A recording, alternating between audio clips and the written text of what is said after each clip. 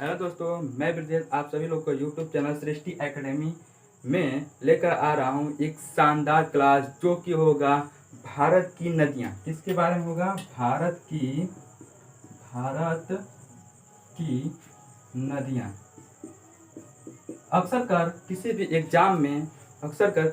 Exam में 1 या 2 number देखने को मिल जाता है। 1 या 2 नंबर देखने को मिल जाता है। किससे? भारत की नदियों से। ठीक है, इसके बारे में चर्चा करने से पहले मैं चाहूँगा कि मेरे चैनल को आप क्या करिए, ढेर सारा लाइक, सब्सक्राइब और बेल आइकन का बटन दबाना ना भूलिएगा, ताकि यदि आप बेल आइकन का बटन दबाते हैं जो भी मैं वीडियो अपलोड करूंगा वो सबसे पहले आपके पास क्या हो जाएगा, पहुंच जाएगा। ठीक है, देखिएगा भारत की नदियों के बारे में हम चर्चा करेंगे तो इसमें क्या होता है, हम क्या मैप के जरिए किसके मैप पे दिखाएंगे कि कहाँ से नदियाँ उठ रही हैं और कहाँ जाके गिर रही हैं, कहाँ से उसका उद्गम है, कहाँ से वह निकल रही हैं और कहाँ पे जाके मिल जा रही हैं। ठीक है, तो इसको जानने से पहले आपको एक चीज सुना देते हैं जो कि जिंदगी में सबको करना चाहिए। क्या करना चाहिए? परिश्रम।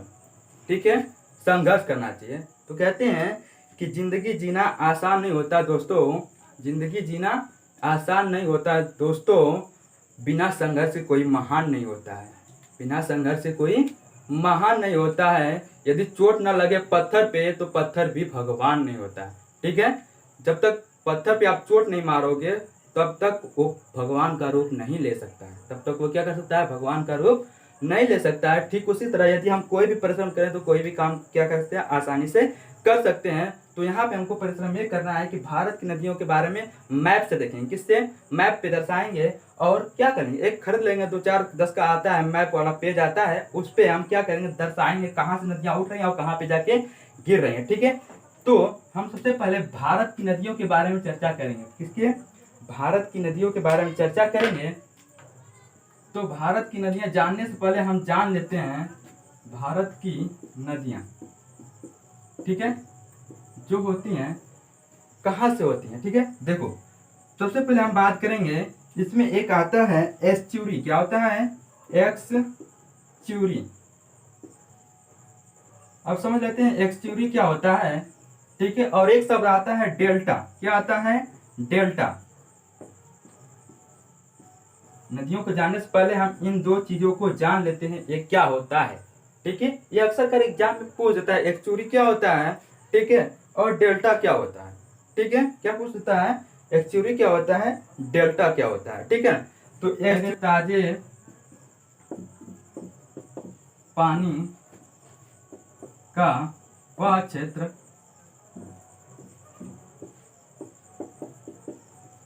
जो कहाँ पे, जो समुद्रों में या खारे पानी से, समुद्रों में या फिर खारे पानी से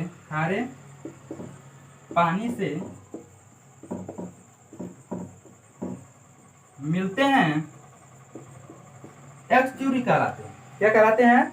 एक्सच्यूरी कहलाते हैं। बात समझ में आ रही है कि ताजे पानी का वह क्षेत्र जो या फिर समुद्रों से मिलते हैं या फिर खारे पानी से मिलते हैं उसे हम क्या बोलते हैं? एक्सच्यूरी बोलते हैं। दिखा देते हैं, जैसे देख लो, कर देंगे, मान लो ये मेरा मैप है भारत का। ठीक है, ये है ना। अब देखो इसमें क्या होता है, जगह जगह ऐसे बने होते हैं। देखो हम आपको ऐसे दिखा देते हैं क्या होता है एक्सच्यूरी क्या होता है। देखो यहाँ पे नीचे दिखा देंगे, बिठा देंगे। ठीक है, देखो मान लो ये ऐसे ऐसे करके ऐसे, यहाँ पे देखो क्या है, चारों तरफ से यहाँ पे जल भरा हुआ है, समुद्र का पानी भरा हुआ है। क्या भरा हुआ है? समुद्र का पानी भरा हुआ है। ये सब क्या है? स्थल है। ये सब क्या है? स्थल है। अब देखो यहाँ से भी पानी आ रहा है, यहाँ से भी पानी आ रहा है, यहाँ से भी पानी आ रहा है, यहाँ से भी पानी आ रहा है। तो जो यहाँ से पानी आ रहा है क्या बना रहा है? एक्सच्यूरी बना रहा है। क्या बना रहा है? एक्सच्यूरी बना रहा है। ठीक है ना, ये जो चारों तरफ से पानी आ रहा है, तो कह रहे ताजे पानी का वह क्षेत्र, ताजे पानी का वह क्षेत्र जो समुद्रों से खारे पानी में या समुद्रों में या खारे पानी में, वो बात तो एक ही हुई ना, समुद्रों में या खारे पानी में, आगे क्या होता है? मिल जाता है। आगे क्या होता है? मिल जाता है। क्या कहलाता है? एक्सच्यूरी कहलाता है। ठीक है, कौन कौन सी नदियां एक्सच्यूरी बनाती हैं? तो कहेंगे नर्मदा। कौन सी नदियां? नर्मदा।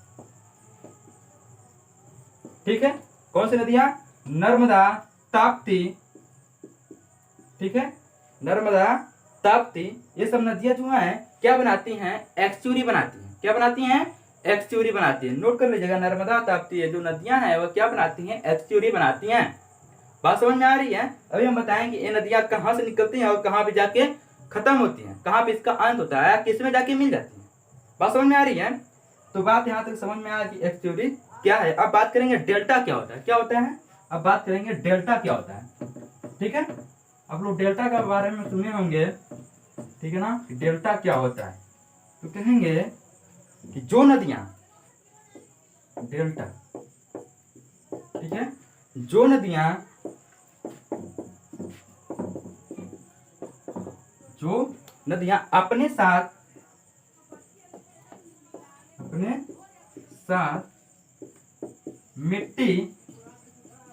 मिट्टी या मृदा को, ठीक है, मिट्टी या मृदा को ले जाकर या बहाकर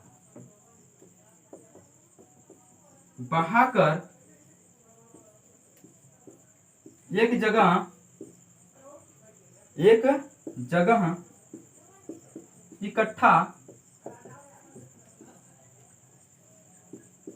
कर देती हैं, ठीक है, बहाकर एक जगह क्या करती है, इकट्ठा करती है, और उसका आकार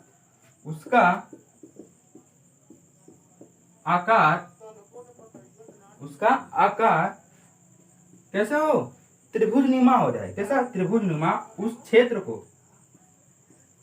ठीक है। आप लोग मैथ में पढ़े होंगे डेल्टा, मैथ में क्या पढ़ेंगे इसको, ऐसे डेल्टा बोलते हैं ना, मैथ में पढ़े हैं ना। ऐसे जब बना दिया जाता है सिंबल तो उसको हम क्या बोलते हैं, डेल्टा बोलते हैं। ठीक है, तो ये कैसा है सिंबल, त्रिभुज जैसा है ना, कैसा है, त्रिभुज जैसा है। तो वह कहेंगे कि उसका आकार कैसा हो, त्रिभुज जैसा हो, लिख देते हैं, त्रिभुज जैसा हो, उसी को क्या बोलते हैं, डेल्टा कहते हैं, डेल्टा कहते हैं। बात समझ में आ रही, आसान से आप लोग की बात, तो डेल्टा कहते हैं। बात समझ में आ रही है ना। कहेंगे देखो, अब बताते हैं कैसे। देखो ये मेरे हमारी क्या है, नदी है, यहाँ से हमारी नदी बह रही है, ठीक है, बह रही है। अब ये अपने साथ मिट्टी उट्टी को ला रही है ना, ठीक है, ला के यहाँ पे मान लो ऐसे छोड़ देती है, ठीक है, यहाँ पे ऐसे छोड़ दी, ठीक है, यहाँ पे आके ऐसे छोड़ दी, और यहाँ से पानी निकल गया, ठीक है, ये मिट्टी ला के यहाँ पे छोड़ दी। तो जो ऐसा त्रिभुजनुमा बन रहा है ना, जो ऐसे त्रिभुजनुमा बन रहा है, यहाँ पे देखो जल बह रहा है, ठीक है, यहाँ से क्या हो रहा है, जल बह रहा है, ठीक है, और यहाँ से ऐसे ऐसे देखो ये क्या है, मान लो मिट्टी है, कौन बहा के लाई, ठीक है, नदी बहा के ला रही, ठीक है। तो ये जो क्षेत्र है, जो त्रिभुजनुमा क्षेत्र है, इसी को हम क्या कहते हैं, डेल्टा कहते हैं। क्या कहते हैं, डेल्टा। किसको कहते हैं, इस त्रिभुजनुमा क्षेत्र को हम क्या बोलते हैं, डेल्टा बोलते हैं। ठीक है, अब बात करेंगे कौन कौन सी नदियां क्या बनाती हैं, डेल्टा बनाती हैं। ठीक है, कौन कौन सी नदियां डेल्टा बनाती है। क्वेश्चन में पूछ देता है कि कोई नदी मान लो नाम दे दिया, बोल दिया गोदावरी नदी डेल्टा बनाती है, ऐसे पूछ सकता है। या फिर कहेंगे ऑप्शन में डेल्टा बनाती हैं, ऑप्शन दे दिया 3-4 नदियों का नाम, डेल्टा बनाती हैं 3-4 नदियों का नाम दे दिया ऑप्शन में, उसमें आपको चूज करना होगा कौन सी नदी डेल्टा बनाती है। तो कहेंगे कि आपकी सबसे पहले लिख लेंगे गंगा, किसको, गंगा, ठीक है, ब्रह्मपुत्र, ठीक है, गोदावरी, ठीक है, कृष्णा, ब्रह्मपुत्र, गोदावरी, कृष्णा इत्यादि नदियां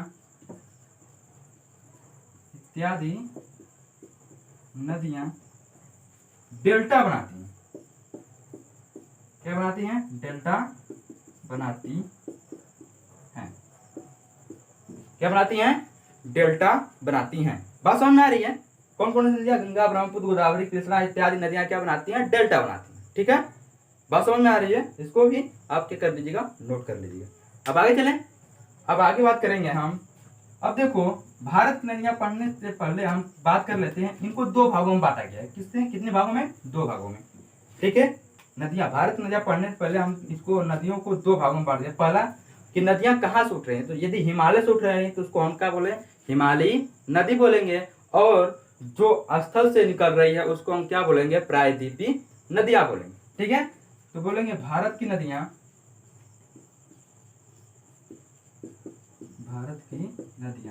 ठीक है, इसको हम दो पार्ट में पढ़ेंगे। ठीक है, पहला है हिमालयी, जो हिमालय से निकलती है, हिमालयी नदियां। दूसरा क्या है, प्रायद्वीपी,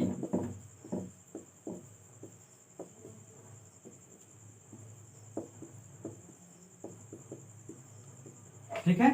दूसरा क्या पढ़ेंगे, प्रायद्वीपी, यानी कि नदियों को हम दो पार्ट में पढ़ेंगे। पहला हमारा क्या है, हिमालयी नदियां। तो चर्चा करेंगे किसके बारे में, हिमालयी नदियों के बारे में। ठीक है, हिमालयी नदियां के बारे में। तो इसको तीन भागों में बांटा गया है। पहला क्या है, हिमालय से आखिर क्या होता है, हिमालय से निकलने वाली नदियां, हिमालय से निकलने वाली नदियां। ठीक है, तो बात करेंगे हिमालयी नदियां। तो हिमालय से मेन नदियां देखिए कौन कौन से मेन निकली हैं। पहला आपका निकली है सिंधु नदी। कौन सी, सिंधु निकली। ठीक है, सिंधु नदी, ठीक है, जो कि सबसे बड़ी, एशिया की सबसे बड़ी, क्या बात किया, सिंधु नदी जो है एशिया की सबसे बड़ी नदी है। इसको नोट कर लीजिएगा, इसको क्या करिएगा, आप नोट कर लीजिएगा। एशिया की सबसे बड़ी नदी कौन सी है, सिंधु नदी है। कौन सी है, सिंधु नदी। कहा, एशिया की सबसे बड़ी नदी है सिंधु नदी। तो हम बात करेंगे ये कहाँ से निकलती है और कहाँ जाके खत्म होती है और इसकी कौन कौन सी सहायक नदियां हैं, इसके बारे में हम क्या करेंगे, चर्चा करेंगे। ठीक है, तो यहां तक आप समझ गए। अब दूसरा है आपका गंगा नदी। दूसरा क्या है, गंगा नदी। और तीसरा क्या है, ब्रह्मपुत्र नदी। ब्रह्मपुत्र नदी, ठीक है। इन सभी को हम क्या करेंगे, बारी बारी से चर्चा करेंगे। ठीक है, कौन सी ये नदी कहाँ से निकलती है, कहाँ जाके खत्म होती है, और इसकी कौन कौन सी सहायक नदियां, ये नदी कहाँ से निकलती है, कहाँ जाके खत्म होती है, और इसकी कौन कौन सी सहायक नदियां हैं, और ये नदी कहाँ से निकलती है और कहाँ जाके खत्म होती है, इसकी कौन सहायक नदियां हैं। बात समझ में आ रही है। इन सब के बारे में हम क्या करेंगे, बारी बारी से चर्चा करेंगे। तो मेरा सबसे पहला क्या है, सिंधु नदी है। सबसे पहला क्या है, सिंधु नदी है। इसको जानने से पहले हम थोड़ा क्या बनाएंगे, सिंधु नदी कहाँ से निकलती है, इसके लिए हम क्या बनाएंगे, भारत का थोड़ा सा मैप बनाएंगे। ठीक है, थोड़ा सा समय लग सकता है, तो इसके लिए हम माफी चाहेंगे। जिसको पंच नदी के नाम से भी जाना जाता है, पंच नदी के नाम से, पंच नद भी बोला जाता है। किसको, सिंधु नदी को। एक बात और नोट कर लीजिएगा, सिंधु नदी को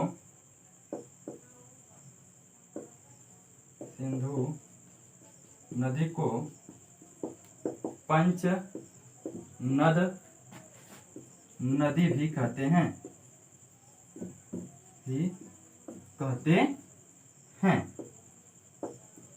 ठीक है, क्या कहते हैं, पंचनद नदी भी कहते हैं। यहां तक बात समझ में आ रही है। ठीक है, मिटाए। अब बनाते हैं मैप कहां से निकल रही है, देखो ध्यान से। ठीक है,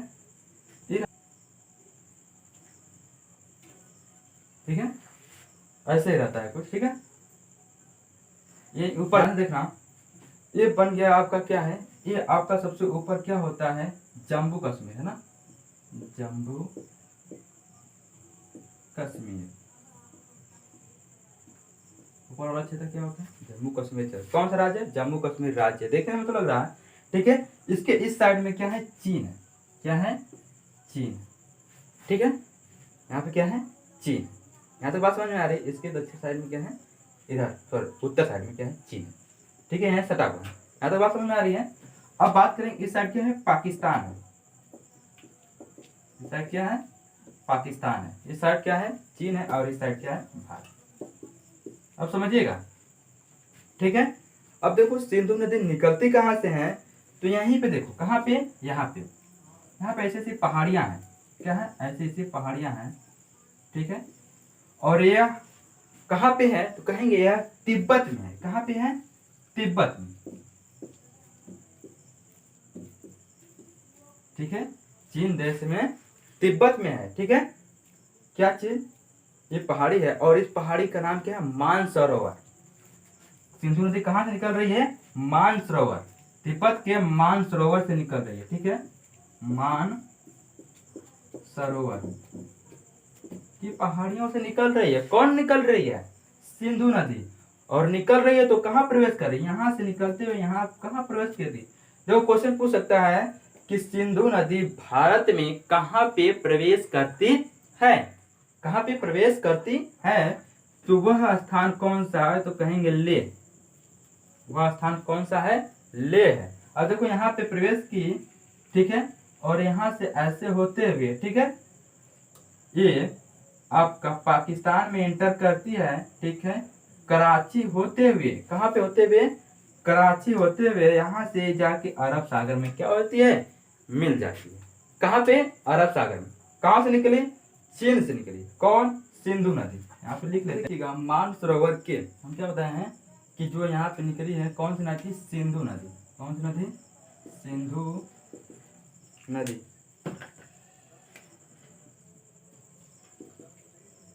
सिंधु नदी, ठीक है, कहां से निकली, मानसरोवर के सिनका बाग, स्थान का नाम क्या है, सिनका बाग, सिनका बाग से निकलती है। कौन नदी, सिंधु नदी। अब बात करेंगे इस नदी की लंबाई कितनी है, तो कहेंगे सिंधु नदी की लंबाई, लिखते चलेंगे, सिंधु नदी की लंबाई कितनी है, तो कहेंगे 2880 किलोमीटर। किसकी लंबाई है, सिंधु नदी की लंबाई है 2880 किलोमीटर। किसकी लंबाई है, सिंधु नदी की लंबाई है। ठीक है, अब बात करेंगे कि सिंधु नदी भारत में कहाँ पे प्रवेश करती हैं, लेह में प्रवेश करती हैं। कहाँ पे, यहाँ पे लेह स्थान। ठीक है, अब बात करें, पूछ सकता है कि जो लेह है वह कहाँ पे है, उस नदी, सिंधु नदी के किस साइड, दाहिने साइड है या बाएं साइड है, तो कहेंगे सिंधु नदी के क्या है, दाहिने साइड है। किसके साइड है, दाहिने साइड, यहाँ पे ले है। ठीक है, किस साइड है, दाहिने साइड। अब बात करेंगे दाहिने साइड कैसे, देखिएगा जहां से नदियां निकलती हैं, ठीक है, जहां से नदियां निकलती हैं, जिधर जलधारा उसकी बहती है उस साइड हम अपना मुख खड़ा करके आप, या अपना मुख उस साइड खड़ा करके हम देखेंगे। ठीक है, तो मेरा हाथ जो दाहिना होगा वही क्या होगा, उसका दाया होगा, और मेरा हाथ जो बाया होगा वही उसका क्या होगा, बाया होगा। ठीक है, तो देखिए नदियां यहाँ से निकल रही है, ऐसे जाते हुए यहाँ पे प्रवेश करती है। यदि हम यहाँ पे खड़ा होते हैं, देखेंगे इसकी जलधारा क्या हो रही है, इस साइड बह रही है। ठीक है, जब इसकी जलधारा इस साइड बह रही है तो यहाँ पे हम खड़ा होंगे तो देखेंगे हमारे क्या है, दाहिने साइड है। ठीक है, जब हम यहाँ पे खड़ा होंगे देखेंगे दाहिने साइड, तो दाहिने साइड पे कौन सा है, ले। तो कहेंगे कहाँ पे एंटर करती है, लेह में एंटर करती है। जब लेह में एंटर करते हुए, ठीक है, यहाँ से जम्मू कश्मीर होते हुए, ठीक है, यहाँ पे कहाँ, पाकिस्तान में प्रवेश करती है। पाकिस्तान से कराची होते हुए कहाँ पहुंच जाती है, कराची होते कहाँ, अरब सागर में जाके। ठीक है, अब बात करेंगे सिंधु नदी का प्राचीन नाम, सिंधु नदी का प्राचीन नाम, क्या नाम, प्राचीन नाम। ठीक है, इसको प्राचीन नाम सिंघी के नाम से भी जाना जाता है। किस नाम से, सिंघी नाम से, सिंघी, किस नाम से, सिंघी नाम से जाना जाता है। किसको जाना जाता है, सिंधु नदी को। ठीक है, प्राचीन नाम क्या है, सिंघी। ठीक है, सिंघी पूछ भी सकता है कभी कभी कि सिंधु का प्राचीन नाम क्या है, सिंघी। बात समझ में आ रही है। ठीक है, अब बात करेंगे कि इसकी सहायक नदियां कौन कौन सी हैं, सिंधु नदी की सहायक नदियां। ठीक है ना, यहां तक जान, सिंधु नदी की सहायक नदियां। ठीक है, अभी भी हमने बताया है कि इसको पंचनद नदी के नाम से भी जाना जाता है। किसको जाना जाता है, सिंधु नदी को। जब सिंधु नदी को पंचनद नदी के नाम से जाना जाता है तो जाहिर सी बात है सिंधु नदी की कितनी सहायक नदियां हैं, 5 सहायक नदियां हैं। उन सभी सहायक नदियों का नाम हम आपको यहाँ पे लिख देते हैं। तो पहला है, तो कहेंगे सहायक नदियां कितनी है, 5। ठीक है, कितनी है, 5 है। पहला आपका क्या है, झेलम। पहला आपका क्या है, झेलम है। पहला क्या है झेलम, दूसरा क्या है चेनाब, दूसरा क्या है चेनाब। पहला झेलम, दूसरा क्या है चेनाब है, और तीसरा क्या है,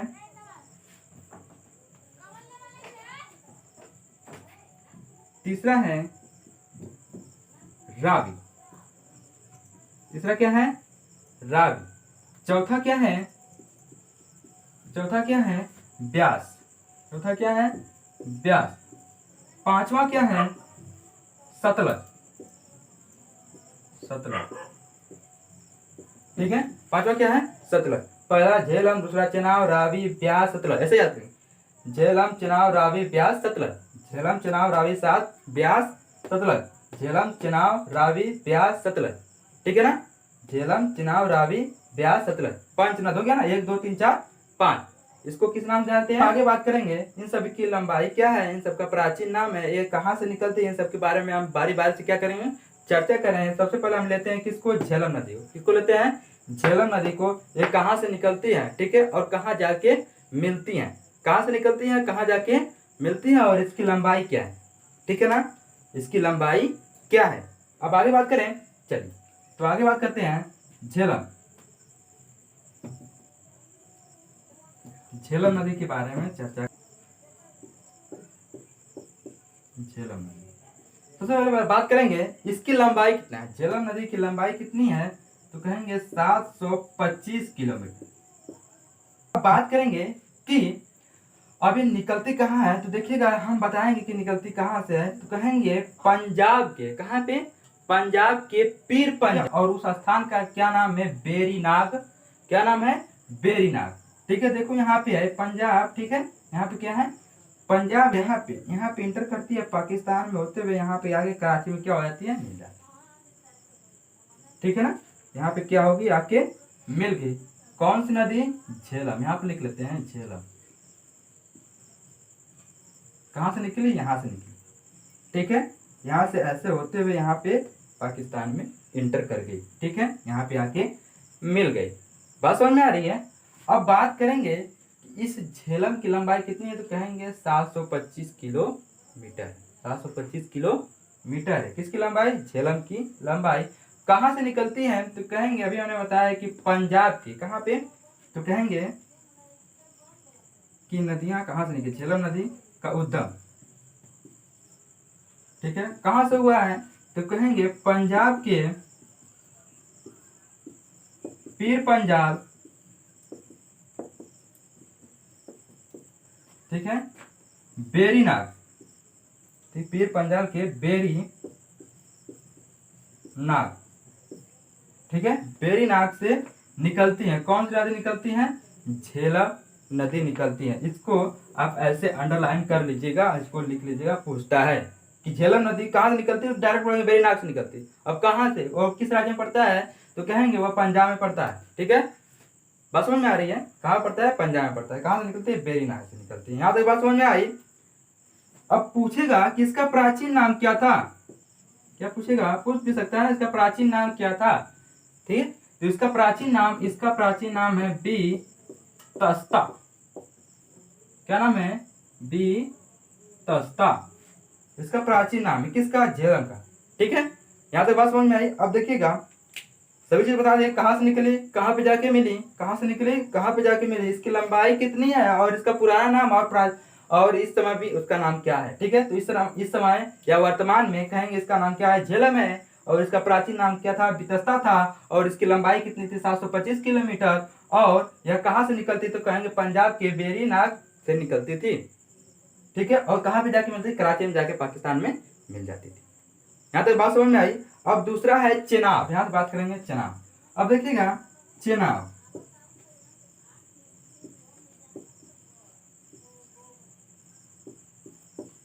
अब इसकी लंबाई कितनी है, इसकी लंबाई कितनी है, तो चेनाब की लंबाई है 960 किलोमीटर। कितनी है, 960 किलोमीटर। यहाँ निकलती है, देखो यहाँ से यह निकलती कहाँ से, हिमाचल प्रदेश के, हिमाचल, अब देखो यहाँ पे क्या है हिमाचल, यहीं पे साइड में, यहीं पे देख लो, यहीं पे क्या है हिमाचल प्रदेश के, यहाँ पे निकलते उद्गम निकलते हैं, ठीक है, तो कहेंगे हिमाचल प्रदेश के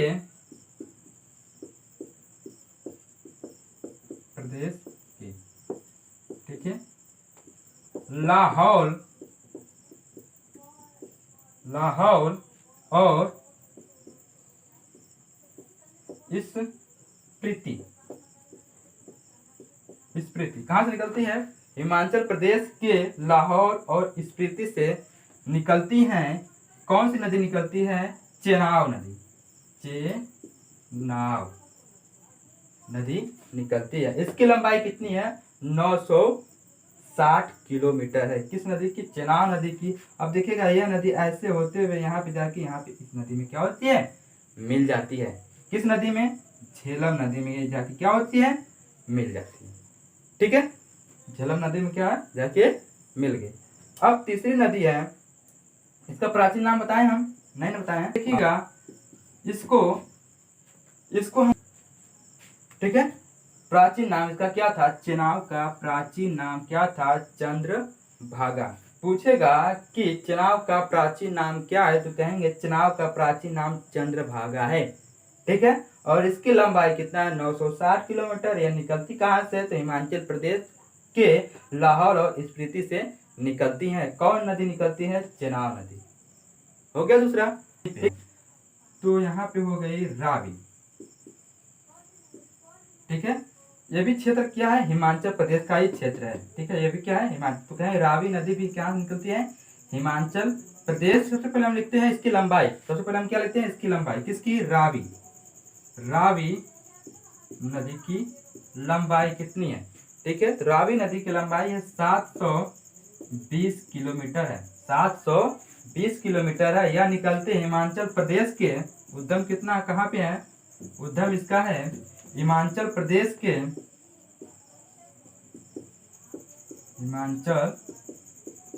के चंबा जिले से, चंबा जिले से निकलती हैं। ठीक है, ये निकली चंबा जिले से। प्राचीन नाम क्या है? तो रावी नदी का, अब देखो यहाँ से निकले, यहाँ पे आके यहाँ पे ऐसे मिल गई।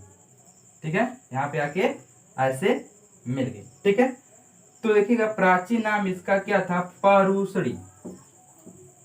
क्या नाम था? परूसड़ी। परूसड़ी, इसका प्राचीन नाम क्या था? परूसड़ी। ठीक है, किसका? रावी नदी का प्राचीन नाम क्या है? परूसड़ी है। और इसकी लंबाई कितनी है? 720 किलोमीटर है। और यह निकलती कहाँ से? चंबा जिले से। और चंबा जिला कहाँ पड़ता है? हिमाचल प्रदेश में पड़ता है। ठीक है, हिमाचल प्रदेश से निकली कहाँ से? चंबा जिले से निकली और जाके कहाँ पे मिल गई? एक कराची में जाके मिल गई। ठीक है, अब बात करते हैं सबसे इम्पोर्टेंट, जो कि सतलज नदी है।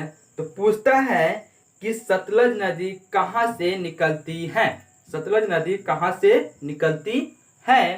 तो ऑप्शन दे देगा कि, अच्छा यहाँ तक हो गया, चलो अब आप लोग बताइएगा कि सतलज नदी कहाँ से निकलती है? सतलज नदी कहाँ से निकलती है? आप सभी लोग बताइएगा,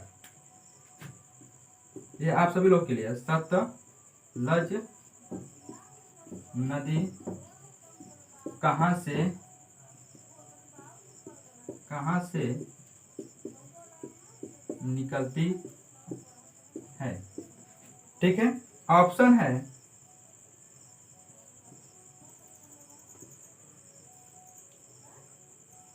भारत, दूसरा ऑप्शन है पाकिस्तान, ठीक है, तीसरा ऑप्शन है चीन, चौथा ऑप्शन है नेपाल। ये आप सभी लोग के लिए, ठीक है। कमेंट बॉक्स में इसका आंसर आप लोग दीजिएगा कि सतलज नदी कहाँ से निकलती है? भारत, पाकिस्तान, चीन, नेपाल। ठीक है, इसमें से कौन सा करेक्ट है आप लोग बताइएगा, उसके बाद हम बताएंगे। ठीक है, कमेंट बॉक्स में जरूर बताइएगा कि सतलज नदी कहाँ से निकलती है। ठीक है, अब आगे चलते हैं। तीसरा है, चौथा है ब्यास। चौथा क्या है? ब्यास। ठीक है, उसके बाद लास्ट में बताएंगे सतलज नदी। ठीक है, चौथा क्या है? ब्यास है। ठीक है, अब देखिएगा ब्यास, ब्यास नदी की लंबाई कितनी है? तो कहेंगे ब्यास नदी की लंबाई 470 किलोमीटर है। कितनी है? 470 किलोमीटर। किस नदी की लंबाई? ब्यास नदी की लंबाई कितनी है? 470 किलो। ब्यास नदी कहाँ से निकलती है? रोहतास दर्रे से। और ये कहाँ पड़ता है? हिमाचल प्रदेश में। तो कहेंगे इसका उद्गम कहाँ पे है? ठीक है, तो कहेंगे हिमाचल प्रदेश के, हिमाचल प्रदेश के, ठीक, दर्रे। ठीक है, कहाँ से निकलती है? रोहतास दर्रे से निकलती है। ठीक है, दर्रे से निकलती है, रोहतास दर्रे से निकलती है। ठीक है, कौन नदी? ब्यास नदी। इसकी लंबाई कितनी है? 470 किलोमीटर है। किसकी लंबाई? तो ब्यास नदी की लंबाई। ठीक है, कहाँ से निकलती है? तो कहेंगे यहाँ से। अब देखो ये निकली तो कहाँ जाके मिली? अब ये निकलेगी तो यहीं पे आके, यहीं पे। इसकी लंबाई कितनी है? 470। छोटा होगा। कहाँ पे आके मिलेंगे? ये आके मिलेगी सतलज नदी। अभी हमने बताया था सतलज नदी कहाँ से निकलती है, तो आप लोग कमेंट बॉक्स में बताइएगा सतलज नदी कहाँ से निकलती है, अभी हम बताने जा रहे हैं। ठीक है, तो कहेंगे सतलज नदी तिब्बत के, ठीक है, तिब्बत के, कहाँ से? तिब्बत से निकलती। कहाँ से? मानसरोवर से। ठीक है, कहाँ? राक्षस ताल से। राक्षस ताल से यहीं से निकलती है। ठीक है, और यहाँ से ऐसे होते हुए यहाँ पे, ठीक है, और रावी जो है, सॉरी ब्यास, यहाँ पे ब्यास ना, यहाँ पे ब्यास, यह ब्यास यहाँ कहाँ पे मिल गई? सतलज नदी में मिल गई। कहाँ पे आके मिल गई? सतलज नदी में मिल गई। कौन सी नदी? पूछेगा कि ब्यास नदी कहाँ पे मिलती है, तो ऑप्शन देगा सिंधु, चेनाब, रावी, ठीक है, ब्यास।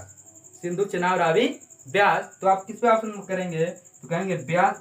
ब्यास नदी जो है, ब्यास तो है, पूछा ब्यास तो ब्यास तो नहीं देगा ऑप्शन, देगा रावी, चेनाब, झेलम, सिंधु। इन चारों में से, या फिर ऐसे पूछ सकता है, देखो ब्यास नदी, हम देते हैं ऑप्शन, ब्यास नदी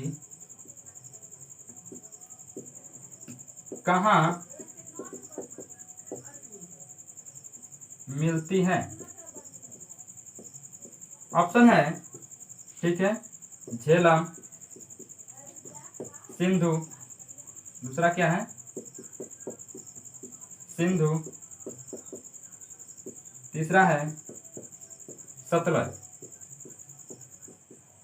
चौथा है रावी। तो ऑप्शन कौन सा होगा? सतलज। कहाँ पे मिल रही है? सतलज नदी में। इसका प्राचीन नाम क्या है? इस ब्यास नदी की जो है प्राचीन नाम क्या है? ठीक है, तो इस ब्यास नदी का प्राचीन नाम, ब्यास नदी का प्राचीन नाम, ठीक है, क्या है?